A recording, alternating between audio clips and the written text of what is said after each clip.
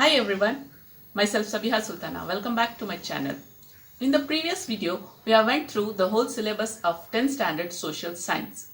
But today, in this part, we are going to speak about the history, first chapter, the advent of Europeans to India.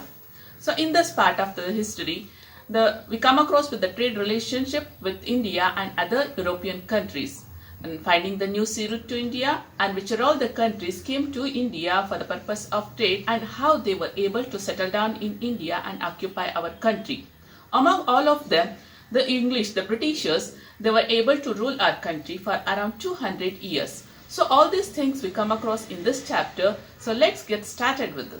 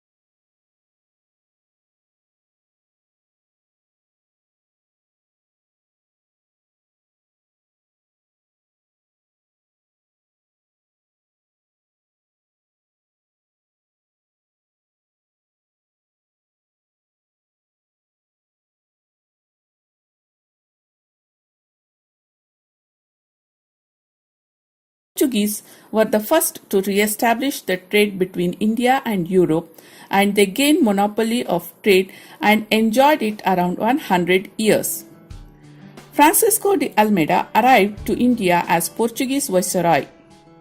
As soon as he came to India, he implemented blue water policy and strengthened the navy to control over seas instead of land. Later, Alfonso de Albuquerque came after Almeida in 1509 AD.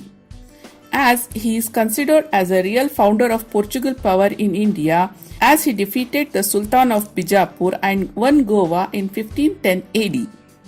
Goa became the administrative center of Portuguese administration in India.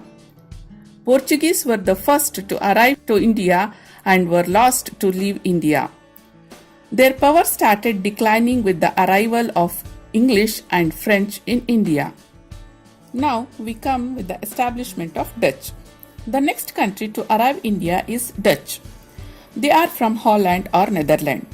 They established United East India Company in 1602 AD with the aim of doing business. They established warehouses in Surat, Bharuch, Cambay, Nagapattinam, Masulipatinam and Chinsur. Even they were unable to face competition from English and French, they limited themselves to spice-rich islands. Now, we come with the establishment of English in India. Another country arrived to India is the English. They took the charter from Queen Elizabeth in 1600 to carry out trade with Eastern countries for 15 years. But the company started their business formally in 1613. A Mughal Emperor Jahangir issued a royal permission to establish their first warehouse at Surat. In 1617, Thomas Roe sought permission from Jahangir to establish their warehouses in different parts of the country like Agra, Ahmedabad and Bharuch. In 1639, they took Madras from the king of Chandragiri and established a strong fort named St. George Fort to firm their possessions in India. In 1668, they took Bombay for rent of £10 from the Prince of England Charles II. In 1690, they purchased few villages on the bank of river Hooghly and built Fort William. The English has established Bombay, Madras and Calcutta as their presidencies in 17th century. Later in 18th century, they made Calcutta as their capital city. Likewise, the English started occupying the places and they implemented civil and criminal laws in the area that were under their control. Here we can see how the English started discriminating the people. Now we come with the establishment of French. The French was the last country to come to India. As it is a government-owned company, they established their company in 1664. They started their first factory at Surat in 1668 and later they established their few more factories in Machilipatnam, Chandranagar, Mahe and etc. In 1674, they took Valikondapuram from the local Muslim official and developed it as a major trade center.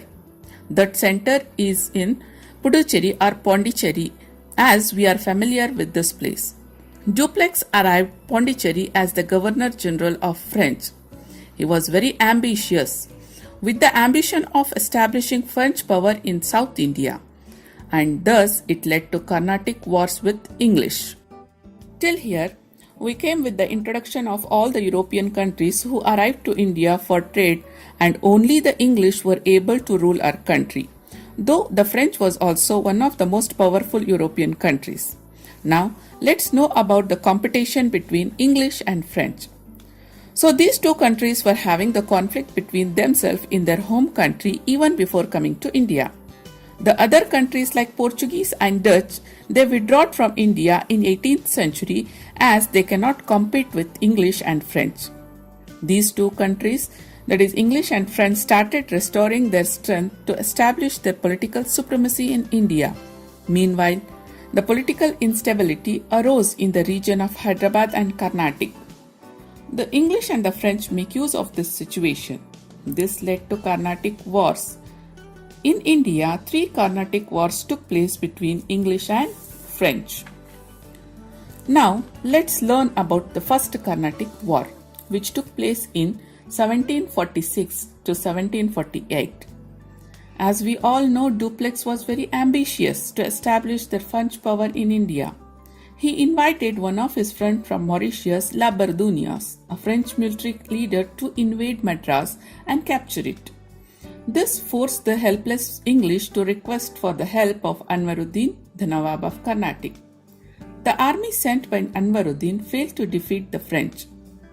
La Bardunias couldn't stay back in India looking after this territory. He took money from English and gave Madras back and returned to Mauritius.